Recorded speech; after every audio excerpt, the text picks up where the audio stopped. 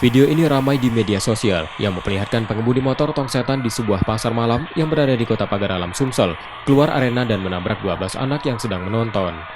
Para korban kini dalam perawatan di Rumah Sakit Umum Basemah Pagaralam.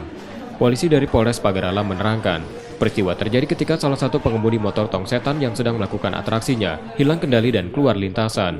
Pengemudi tersebut dalam pemeriksaan polisi.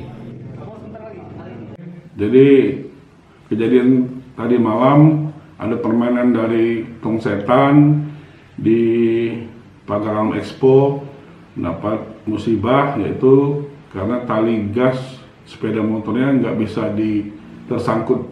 Jadi sepeda motornya nggak bisa berhenti, jadi keluar dari tong dan mengenai banyak korban anak-anak. Jadi saat itu juga untuk korban kita langsung bawa ke Rumah Sakit Basemah untuk diobati.